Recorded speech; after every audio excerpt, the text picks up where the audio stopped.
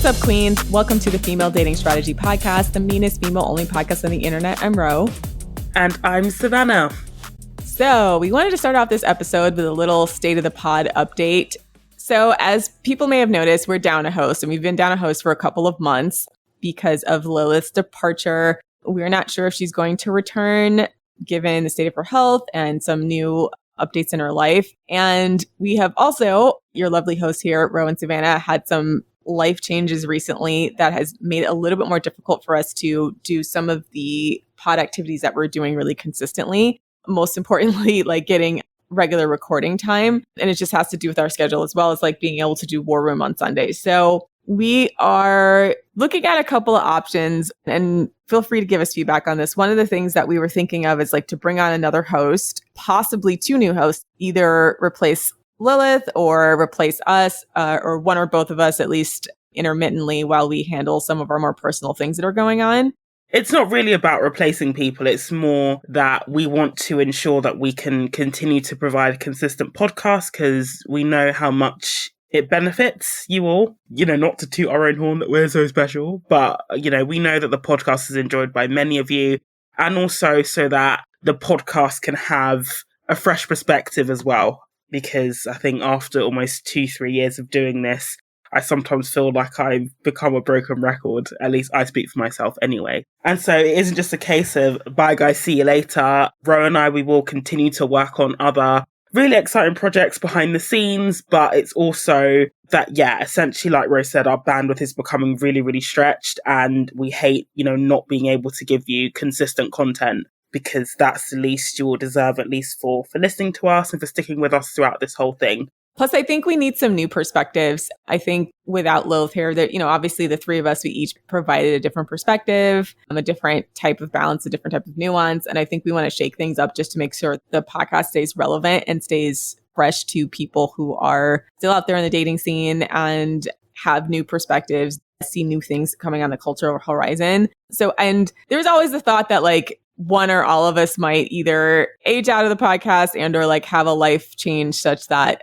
it would not make sense for us to do it as much anymore. So we're kind of looking now to start that transitory process. We want FDS to keep going. We don't want it to go away, because again, FDS is an idea. It's a brand. It's not really like, it doesn't necessarily just belong to Savannah and I. It's a concept about how to maximize female benefit. So with that, we're looking to bring in someone else who would like to be a guest host maybe for some time. And then if we feel like they're a good fit for the pod and the audience likes them, a permanent host. There is like a weekly commitment aspect of it. So as well as like, you know, if you want to engage with people. So that's just prefacing that for people who are interested in the podcast, like it's not like something that you can do once and then kind of bounce. It is kind of a grind at times. So just letting people know if they were interested to go ahead and reach out to us. So if you're interested in possibly hosting this podcast, contact us at contact@thefemaledatingstrategy.com. That's contact@thefemaledatingstrategy.com.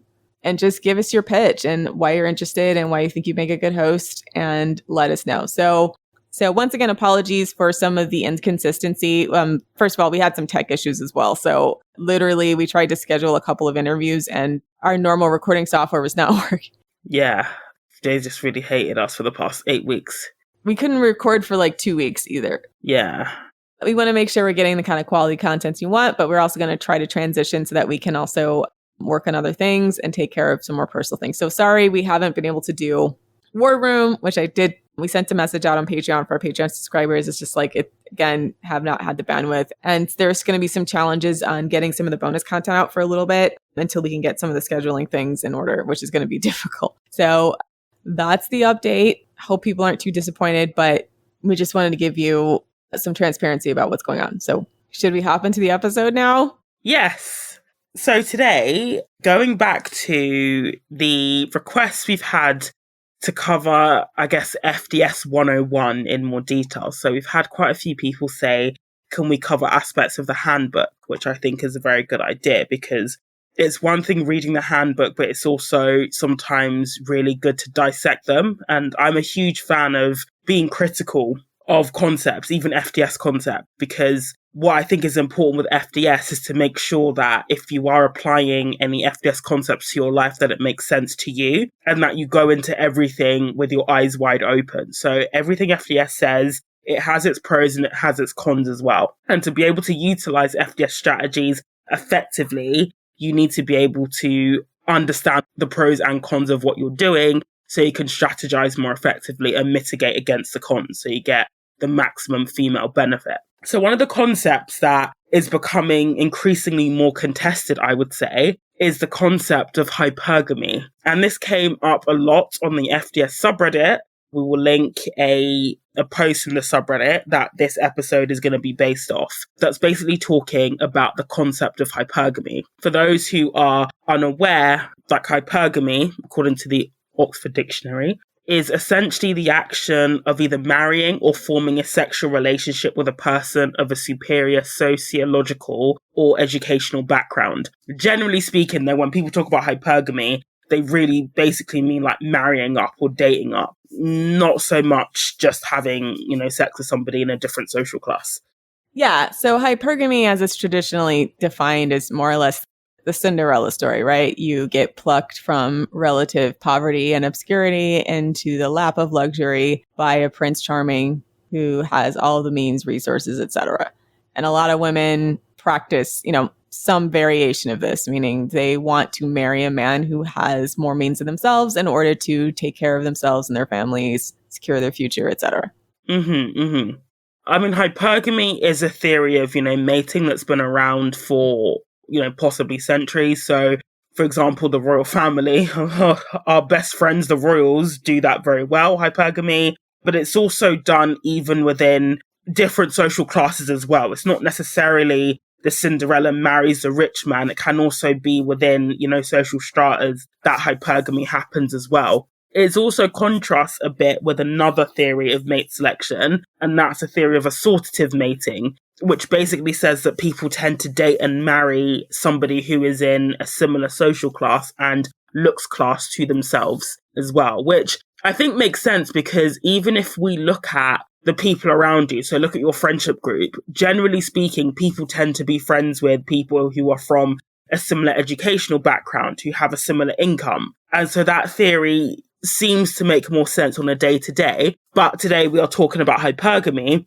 in part because especially on, sugar baby TikTok and just general social media, I think there are a lot of misconceptions about hypergamy. And there is a lot of talk about the concept, not enough attention being paid to some of the potential pitfalls of hypergamy as well. Yeah, because it's not all sunshines and roses and happily ever after. And I think that a lot of the hypergamy gurus, especially the ones on YouTube that have built their whole career about like dating, marrying up, they basically tell you how to get into that situation, but they don't really tell you like how to protect yourself, and also meaning like how to snag a rich guy. And a lot of times their advice is just bad, but even if it's pretty good, most of the time it's nonsense. Oh, it's horseshit. Because a lot of the times as well, like, no tea, no shade, but a lot of the women talking about hypergamy, they are sex workers or sugar babies. Now, if you're getting paid by a man for sexual favors or sexual acts or whatever, or being sexually exploited, that's not the same as being hypergamous at all, because your social standing has not changed. And if anything, it essentially pushes you further down the social hierarchy due to things like stigma towards sex workers as well. So a lot of the advice that they give is not only nonsensical, but it's essentially designed to attract the kinds of men that will pay for sex workers, which is not the kind of men that a woman who is serious about hypergamy actually wants. Exactly. So sometimes they're just teaching you how to be a high-price escort and not actually hypergamous. And there is a distinct and marked difference. So moving on to why hypergamy is beneficial for women. So first of all, FDS 101 is that we don't standard shame. So if you are a Cinderella looking to find your prince, we would fully encourage you to do that. Because one of the benefits of, women striving to have higher standards for the men that they date and that they marry is that competition for mates is only a positive thing. It will encourage men to be better, because we've seen where lowering our standards as a female class has gotten women. It's literally gotten us to where the bar is literally in the Mariana Trench. Whereas if, women were generally striving to be hypergamous, the bar would raise across the field, essentially. And competition for mates is a good thing as well. And it's a natural thing too. Men love to talk about what's natural and what's not, but if we believe in a theory of evolution, survival of the fittest, it's only the people with the best genes and the most resources that were able to pass their genes down and reproduce as well. I mean, in theory, it should work like that, but sometimes it's just whatever men are the most murderous and rapey, to be honest. Like, in a perfect world, like, female mate choice would be the primary driver of how men or how the species evolves. But, things like rich men who are very abusive and exploitative of others, basically just being able to do whatever they want, including impregnating women who are below their social class and basically never taking care of those kids. It's the whole, if you ever watch Game of Thrones, actually don't even watch Game of Thrones, watch like any professional athlete, right? Like they have like, oh gosh, yeah. Politicians, any man who's powerful, a lot of them have like a quote respectable wife, and then sometimes they have secret children, outside children of their marriage or anything like that. So you just see that there's ways that men behave who are of a social class, and the way that has historically happened because they have the power to do that is to keep passing things on that way, passing their genes on that way, hoping to hook women who are dazzled by their fame or fortune or whatever they have, but never ever actually taking them seriously. Yeah. And I've often said, like, a lot of the societal norms and cultures, such as things like religion, things like marriage, they've essentially removed, hypergamy, I think, artificially from the equation, because they've basically acted like affirmative action for men. Because if it wasn't for some of these institutions, most men would not be getting a partner, basically. But that's patriarchy. And people talk about, especially critics of hypergamy, talk about how it's not fair. But FDS, we have never maintained that the dating world is supposed to be fair. FDS tends to get, criticized for being like, oh, you're not about equality. I'm like, well, no, we're not about equality. We're about equitable outcomes for women and maximum female benefit. If you've been listening to the podcast this long and you still think it's about equality, I don't know what the fuck to say to you, because like you're very slow. We don't give a shit about equality. This is a female dating strategy. This is for us to fucking win. I don't actually care about equality. Like, let men give a shit about what's beneficial for them. They have been. They will. They are never going to stop doing things that solely benefit them at our expense. Exactly. And that goes on to the next point I was actually going to make, which, Ro, nicely touched on, is that men also practice hypergamy, but it's a lot more socially acceptable. Again, if you step outside and look at the average couple, even just looks-wise, you will often find that the woman is substantially more attractive than the male. Then if we look at the stats around university admissions, around income, we are seeing that women are actually doing better than men generally. In education, in the workforce, women are becoming more independent. And so actually, men also practice hypergamy. They often want to have, the best looking woman on their arm as well. Just look at the whole concept of the starter wives, where these, especially male celebrities, they will have a wife who is with them at the very beginning when they're struggling. And then the minute they make it, they ditch her and go for the woman that they really wanted this whole time, because they can now get her because they're more famous, they've got more money or whatever. So men practice hypergamy all the time. And it goes back to this whole concept of fairness. And one thing I've always maintained is that if a guy says that you are not being fair, that's actually when that you as a woman are actually, being fair to yourself. And you should continue to advocate for yourself in that direction. Because generally speaking, what men tend to define as fair or isn't fair, basically what they mean is, oh, you're not putting, my best interests, first. Because they tend to expect that women will put male interests or the man's interest above their own as well. So, so in actual fact, if a guy says you're not about equality or you're not being fair, that's actually a compliment, because what he's saying is that, you are now advocating for yourself. And then finally, another point for hypergamy is that as a woman, there are very few, if any, benefits to dating a man who is not doing at least as well as you are. And then another reason why hypergamy is also beneficial and I think should be mandatory for all women is that there are very few, if any, benefits to dating a man who is not doing at least as well as you are. I came across quite a shocking statistic earlier on today, which I will link below, in that women who earn more than the men, so they're the breadwinner in the family, they are actually subjected to more domestic violence as well. So there isn't really any social benefit to a woman dating a guy who is not doing at least as well as she is. Doubly so if you are a woman who is planning on starting a family. It's very, very important to vet your partner well and ensure that they are able to provide, especially if you're planning on, dropping out of the workforce temporarily to raise the children, or just generally don't want to be in a situation where you are, the main or the higher earner, and you also have to look after the kids as well. And so there just isn't really any social benefit to women not trying to, I guess, date up, so to speak. But I don't even like using the term date up when it comes to women, because even the richest man, they still benefit from having a woman on their arm in a way that isn't the same for a wealthy woman just having a guy on her arm. Do you know what I mean? Yeah. I mean, the thing with men is you can see the difference between when women get very wealthy and when men get very wealthy. Men want to have a collection of women, and women basically get wealthy so that they can set boundaries in place about how they deal with men. So it's the opposite in some respects. And a lot of it is because a lot of men don't come with a lot of benefits outside of financial. And the men that do have the financial means, if they can't pull pussy, nobody cares, right?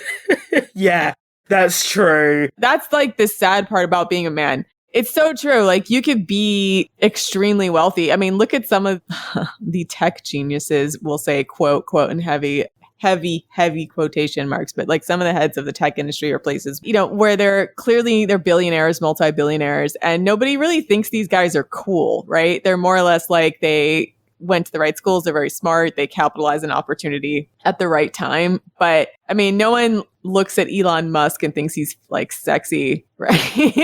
At least I hope not. Well, it's nobody looks at Mark Zuckerberg and thinks he's sexy, right? So literally most of these Silicon Valley fucks are paying for it.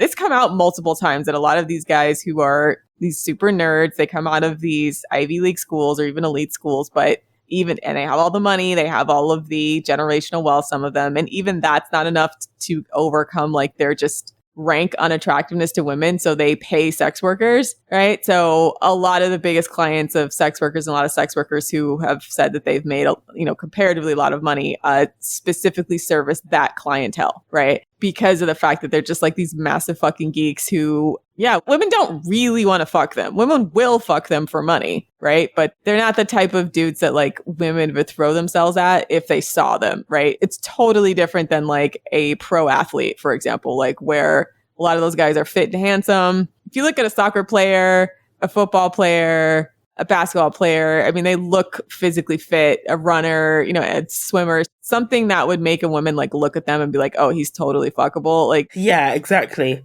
Having pasty skin, vitamin D deficiency, and bulgy eyes because you only drink coffee all day, and yellow stained teeth, and while sitting behind your laptop all day is not making women want to fuck you. And it's just true. Those guys are the guys with all the money, but they're also just not that attractive. Yeah. And even someone like Zuckerberg, I can totally see him just not being taken seriously if he wasn't, married with kids. And even though he is actually married with kids, he recently posted a picture of, him and his family, Priscilla, and Priscilla is average looking. And I don't think it's a bad thing to say someone is average looking. Most people are average looking. And he was just absolutely clowned. It's just, so can you imagine if he didn't have a woman at all? People just wouldn't take him seriously, or other men wouldn't take him seriously as a man, even though he's literally one of the richest people in the world. Yeah, it's interesting because, I don't think there's anything wrong with the way... She's average. I'm average. I'm average looking, and that's fine. But she's still better looking than him. That's what kind of kills me about this entire exchange. It's they're acting oh, I can't believe his wife looks like that. I'm I can totally believe his wife looks like that. She still looks better than him. Looks-wise, he's still married up. Yeah, that's true. She's still better looking than him. Yeah, exactly. Financially, obviously, she married up, but also I think she's a doctor, right? So she's not a slouch, and she's not an idiot. She's not someone who needed Mark to be successful in life, right? No, she was a doctor. She's got 2 degrees, 2 PhDs or something like that. She's highly successful in her own right as well. I'm more or less looking at the critics like this who, first of all, just kind of don't get that. Nobody in Mark Zuckerberg's circle who is of similar wealth is going to fuck, not even of similar wealth. Anybody who had money is going to fuck Mark Zuckerberg just for the money because he's just not cute and he's weird, right? I don't say it's impossible for these guys to get laid or anything because it definitely is not, especially there's just more than enough women who are money motivated who will like pretend to like these guys. But like on some level, they know that and they resent those women. And that's why it's really, really hard to be hypergamous in the way that a lot of these gurus teach you about like, oh, just flatter his ego or like be the type of feminine woman that a man wants. Is that a lot of these guys, like they have some self-loathing when they feel like they have to pay for it. Even if yes, yeah. Could he get a better looking woman? Yes, if he's willing to pay up. Will she have the same qualities that likely his wife brings to the table? Probably not. Like if she's of similar intelligence, has like, you know, any type of pedigree herself, she might look at someone like Mark Zuckerberg like, yeah, okay, if she was really, really money motivated, but like most women are going to balance him being physically repulsive and having to fuck him for the rest of their life. That's why you got it physically repulsive. Imagine if you're like, you get married for the money and then for the rest of your life, you got to pretend to want to fuck this guy. You know what I'm saying? Yeah. That's why a lot of women wouldn't do it. And that's why a lot of women like get to a certain level of wealth and they're like, okay, how much money? They have to make trade-offs between attractiveness and money, right? And most women try to find the guy they most want to fuck who's like within their social class, right? Because like if you go up in social class, sometimes you have to date down in looks and like that is sex work. That is literally a chore and a job. So just look at William and Kate, even look at Harry and Meghan, like the looks match just isn't there. Let's be real. I mean, to be fair to William and Kate, it maybe was there once upon a time, but it's certainly not there now. But yeah. Kate probably still finds William attractive based on like legacy vibes, like before the hairline went, like back when he was pretty cute. He had like a couple of year run and then he got married when that luck ran out.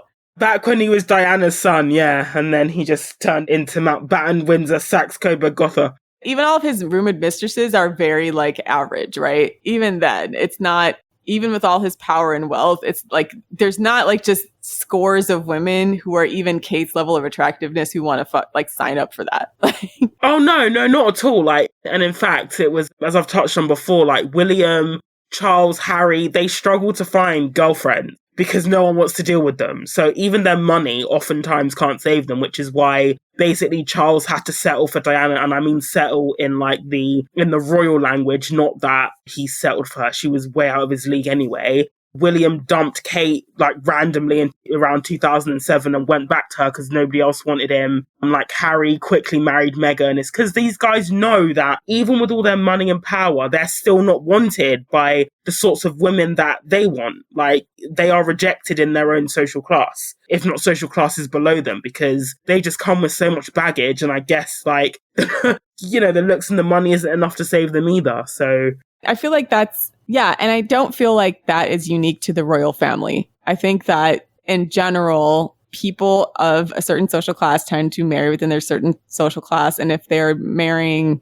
down in class, it's usually because there's something wrong with them such that women of their own social class are not that interested. And also, it just goes to show that even men who marry down in quotation marks, they still massively benefit. So if we use the royal family as an example, right, you know, Charles massively benefited because he got an heir and he was able to basically, I guess, cement his, you know, next status as king, because the last thing they would have wanted is to have an unmarried bachelor as potential king of England. Like, same with, you know, William and same with Harry. Like, you know, the marriages that they enter into with these women, it almost seeks to legitimize their position in the royal family. And they massively benefit from that.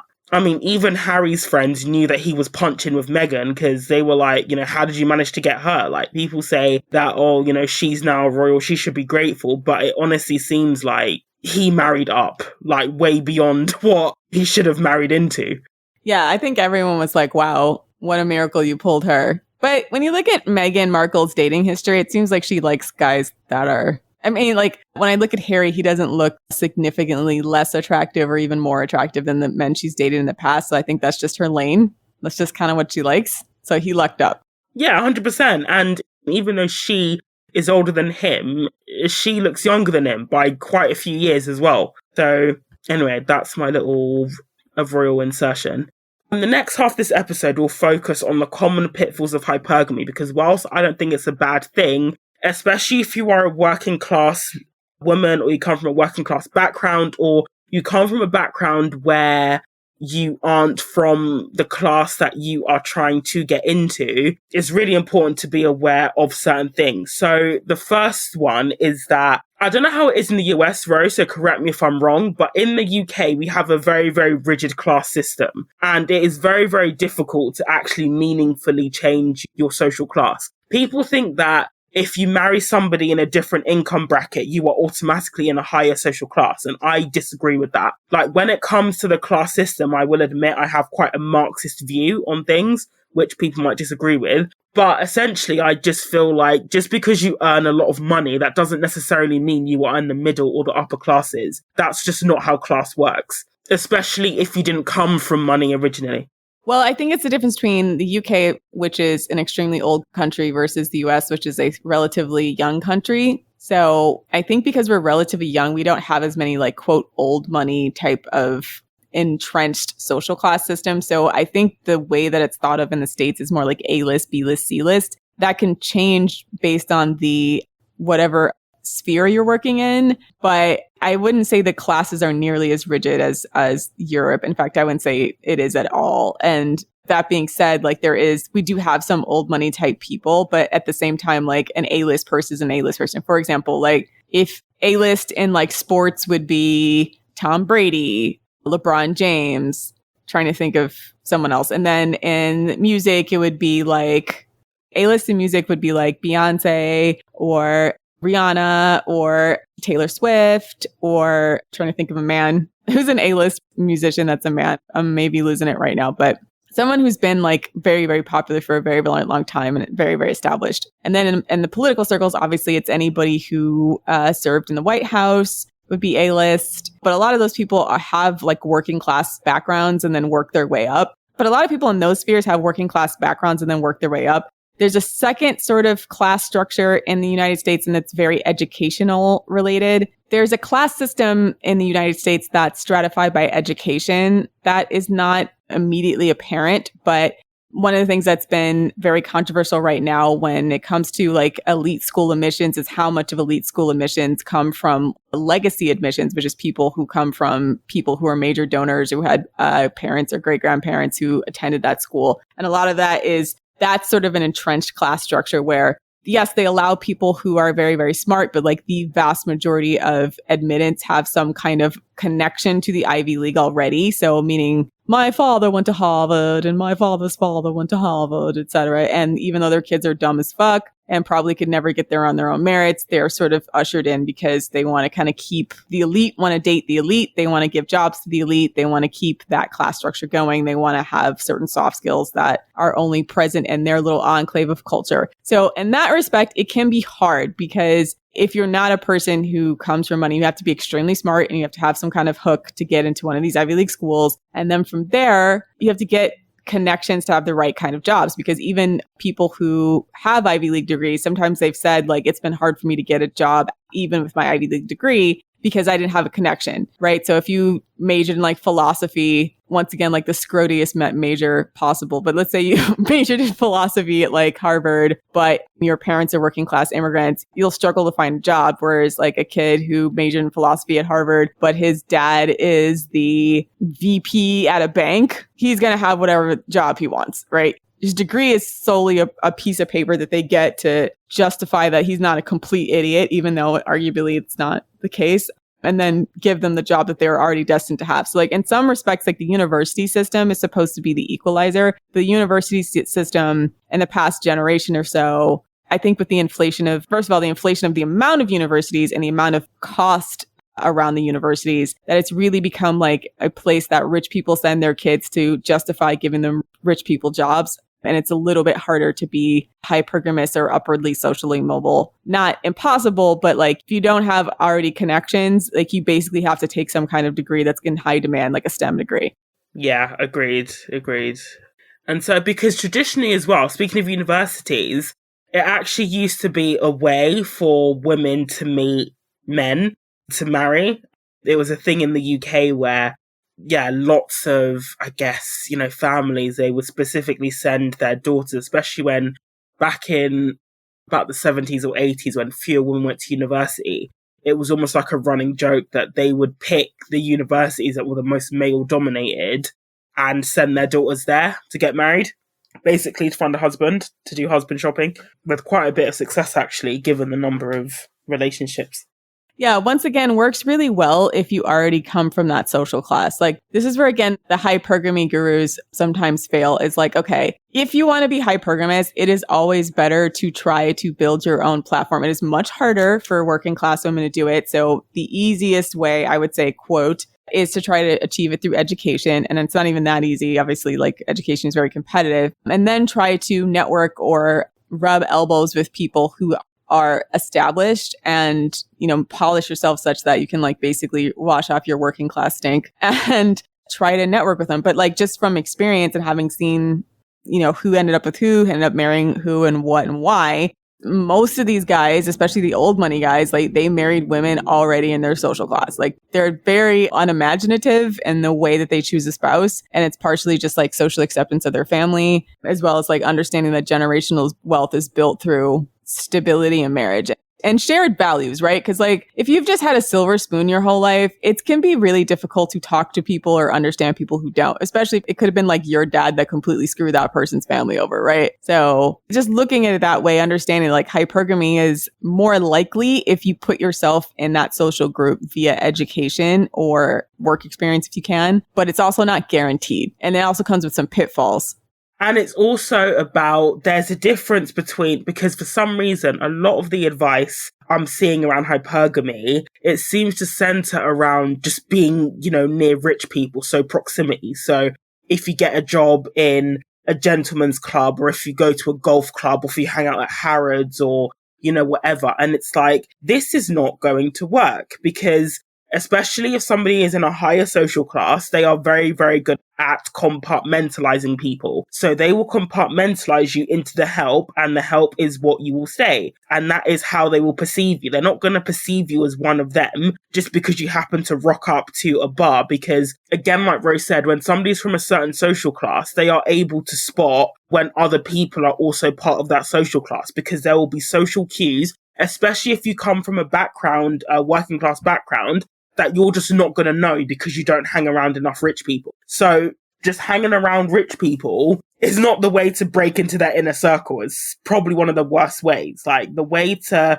just like Rose said, the way to actually attempt, not guaranteed, but attempt to break into these circles is if you actually level yourself up so you have a meaningful reason to be there. So as opposed to being a waitress at the golf club, for example, you get yourself into a position where, you can network with the people playing golf. And that's the main difference.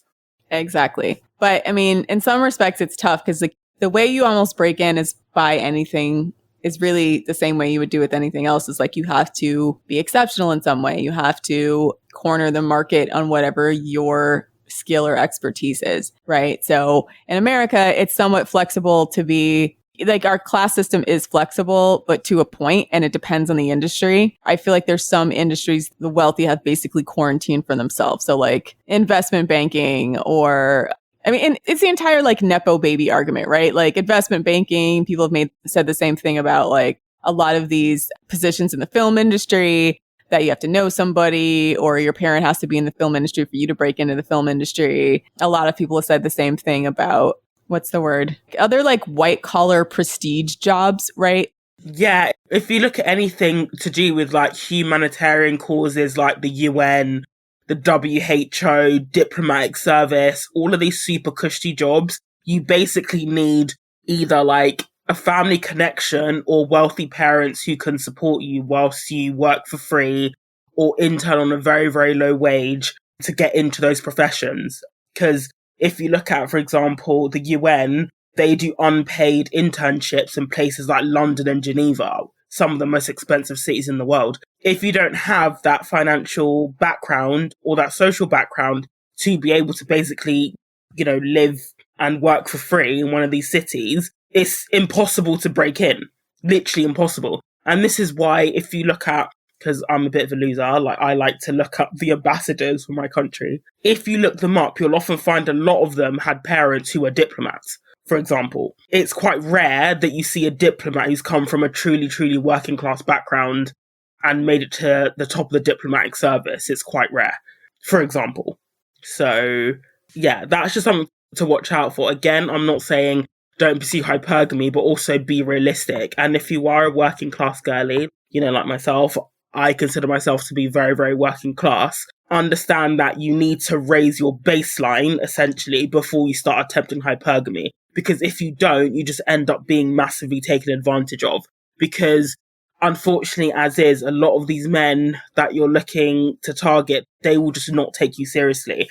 And one of the messages that I'm getting really concerned about is these spaces where they are encouraging, basically teenage girls who are 18, 19, and convincing them that if they just say the right things, they'll be able to hoodwink a guy who's 2-3 times their age. And that's just not true. Because again, it's sort of the blind leading the blind. A lot of the people giving this advice, they've not been in a situation that is genuinely hypergamous. And if they have, even they themselves, they're not fully aware of the pitfalls, such as, how to protect yourself financially so you get the most out of it if it goes wrong, for example. Exactly. And speaking of the financial point as well, let's say you've leveled up and you are now in your hypergamous happy relationship. A lot of women sleep on the fact that you are still very financially vulnerable. A good/bad example of this is the supermodel, I want to say Paulina Poriskova, I think that's how I pronounce it. She found this out the hard way when she married a guy who was a lot older than her. I think he was a famous rock star, and I think they were about to separate or separated at the time of his death. And she basically looked after him for years whilst he was sick, and then he died. And it was only after he passed away that she found out he had basically cut her out of his will. So, and she's done interviews about where she was blindsided and devastated by it. But it just goes to show that even if you are in a relationship, especially if you're in a relationship with a guy who is much wealthier than you are, you need to ensure that your financial interests are protected. Don't assume that these rich men will have your best interests at heart. Because like I always tell women, wealthy people don't tend to become wealthy because they're generous and forthcoming with their money. They tend to sometimes basically be stingy, or they know how to manipulate people and situations in order to be able to financially line their own pockets. That's how they become rich. I'm not saying hate the player because it's the system ultimately, but it is what it is. And so you need to act accordingly as well. So some of the things you can do is if you aren't planning on, working, which I would always say, just like always earn your own income, even if you don't have to be working, but it's always good to have money that only you can access and that is just for you. But let's say you want to take time out to raise children, then make sure that he is doing things like paying into a private pension for you, because that's one of the areas, where there's a gap at least in the UK, there tends to be a pensions gap where retirement age comes round. There tends to be a huge gap between the amount of money in the pensions of men and women. And that's purely because when women take time out of the workforce to raise children, they stop paying into their pension. So if you are going to stop working, the guy should really compensate you for that and be paying into your private pension, number one. And ensure that you have accounts that only you can access. So I remember when I was working in retail banking and I saw a couple, and the woman, it seemed like she'd won the hypergamy game because she came in and was doing a transaction. And then she was like, my allowance is due today. And I even thought maybe it was 200-300 quid from her husband. It was $5,000 a month. And she'd amassed 30 grand in her current account.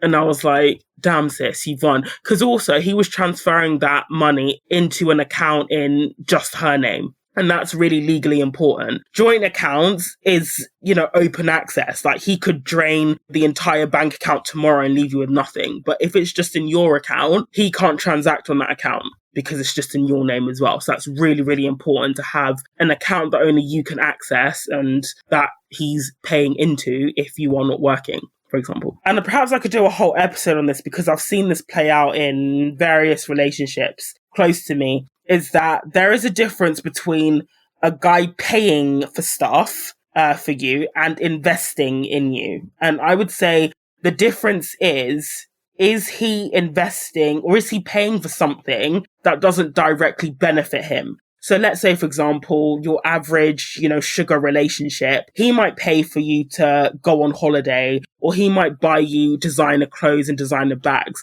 But ultimately, this stuff is really feeding his ego, because generally speaking, in these sugar relationships, if he's paying for you to go on holiday, he's usually coming with you. He's not just saying, okay, here's 10 grand, you can go to Bora Bora with your girlfriend. So don't say that. Whereas if a guy is investing in you, he'll pay for your education. He'll pay for, support you in opening a business. He will invest in stuff that may not necessarily directly benefit him, but will contribute to your own growth and prospects as well, independent of him. So a good example of this is one of my uncles. He's been married to my aunt for well over 20 years now. He paid for her undergraduate degree when he himself was an intern. That's quite common in Nigeria, actually, where men support their wives or future wives through school. He paid for her master's and he's paid for her PhD as well. So even if that relationship was to end, she will be able to take those degrees with her and, make something of herself, as opposed to if he just bought her a load of designer bags or, paid for her BBLs or whatever, she can't do anything with that ultimately. So yes, but that could be a whole episode in and of itself, because this episode could get quite dark and I don't really want it to be. But those are just some of the pitfalls and, the things to watch out for if you are planning on being hypergamous as well. And I've decided to wrap up the episode, we're just questioning if, based on what we know about the average man, kind of looks like Mark Zuckerberg, doesn't wash his ass, generally useless, lacks education, isn't earning as much money anymore. Does hypergamy for women even exist? It does, in the sense that, yes, you can level up your life in order to marry a man who might have been less accessible to you otherwise, right? Meaning get an education so that you can date other men who are educated, put yourself into the right profession or location or wherever you want to go with the type of men that you want to date. You can absolutely invest in yourself and invest in the life that you want to create and get it by self-improvement and quote unquote marry up, I should say. Meaning I guess the question would be, are you trying to marry a guy who also did that? Or are you trying to marry a guy who was already born with those things? Sometimes I feel like it's harder to just break into an entrenched social class of people who've always had, but you might be able to put yourself in a different class and meet other similarly situated people. It's not impossible, but I feel like a lot of these hypergamy gurus, if you ever seen some of the old Sex and the City episodes where it's all these women just dressed to the nines, going to hang out at bars, trying to get with finance bros who were partners at whatever bank or legal firm or whatever. And these guys are probably on their second and third divorce. Their first wife was someone of their social class. Let's keep it a buck. Their second wife might have been that as well. And then their third wife is, after they've already been cleaned out by their first two marriages, is what you're going to get, right? So it's not that I'm saying that it's impossible. It's just that I feel like a lot of working class girls get slotted into the sex work track and not knowing it because they believe all these hypergamy gurus keep telling them, just be feminine and cute and, whatever, rest in your femininity and shit. I'm girl, if that was all it took, then why isn't anybody it's so much more than that, because it's not even about being quote unquote the total package, but you have to match their social circle. You have to be able to go into an audience and speak intelligently and not sound like a total idiot. All those soft skills matter, right? Because the thing is, if you don't have them, you'll stick out like a sore thumb in some of those circles and therefore affect their brand. And for these guys, in order to maintain their power and wealth, branding is everything. Yes. Yeah. But it's really hard to understand those nuances. We've talked about this in the career series and the bonus content, is that listen, there's a lot of things, especially me coming from a more working class background, that I just didn't understand about the working world. Quite frankly, I'm never going to be an old money wasp, right? No matter how much I try to dress like one or act like one or speak like one, at some point there's going to be diminishing returns such that I'm going to try really hard to act like something and someone I'm not. And it's going to be so inauthentic and hard to imitate, right? So you have to find a balance between who you are and then the place that you want to put yourself in. So, there's definitely financial benefits, but the question then becomes where's the trade-off, right?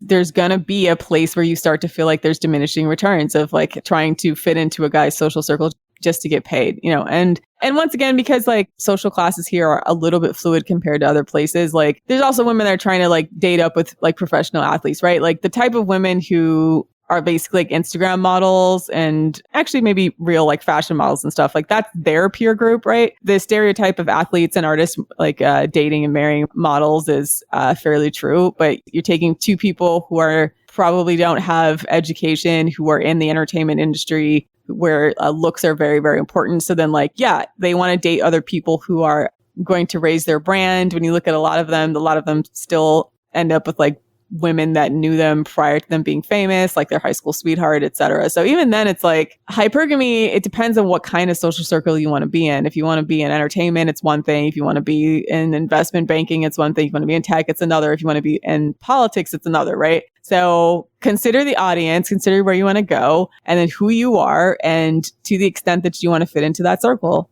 So that is our episode on hypergamy. Let us know what you think on this rather controversial, in quotation marks, topic. Yeah, I think hypergamy is always a good thing. I wouldn't date a guy who is doing, I guess, less than me, because what's the point? But yeah, let me know what you think. Yeah, fuck that. Why would you do that? I even take back what I said earlier in the episode when I was trying to be diplomatic, Savannah, and be like, there's very few benefits. There's zero benefit to women dating men who are doing worse than them. Zero benefit. In fact, it's probably a negative, generally speaking. So don't do it. And that's our show. Thanks for listening, Queens. Check us out on Patreon, patreon.com/The Female Dating Strategy. Also on the website, thefemaledatingstrategy.com, and on Twitter @femdatstrat for as long as Twitter lasts.